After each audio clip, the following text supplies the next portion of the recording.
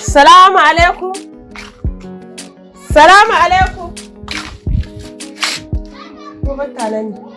Salamu alaikum. Wata. Ranki ya daɗe. Sannu. Amarya.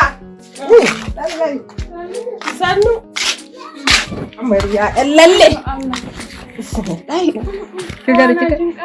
Ke ba sai ku gana ba. A wahala tana ta wata miji. Wallahi. Kin ganki kuwa kamar ba ke muka shigo da ke ba. Da.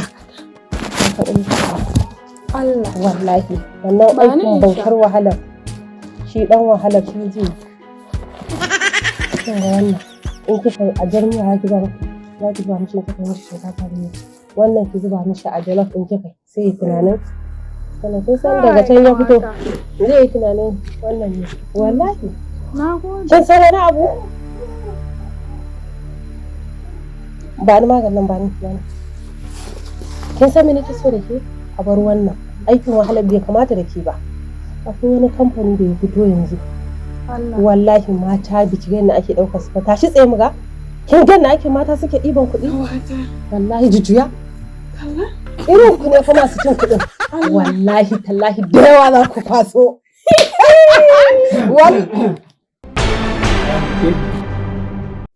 Wato dama abin da yake kawo gidan nan kenan ko? Saboda munafunci da argungumanci irin naku na mata da kisisi na wato kin kashe auren kin fita shine ita ma kike zaga ta kashe auren ta ba gidan nan ko? To wallahi za ki ga matakin da zan dauka a kanki. Ke kuma yana aikin da na saka ki. Ba na ce ki kai mun ruwan wanka kin kai mun ruwan ne? A'a. Za ki ga matakin da zan dauka. Let's go! Yeah! What?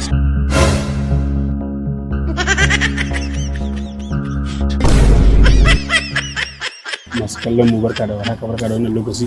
Domin samun nishaɗantarwa. Ku neme mu YouTube channel ɗinmu mai suna YID Hausa TV. Za ku ga sababbin abubuwa wanda suke sha mamaki suka yi hakan dariya da zaka sha abun mamaki zaka gan shi. ku danna mana subscriber kana ku danna mana ƙararrawar sanarwa comment liking za mu dinga sanar da ku da zaran mun ɗora.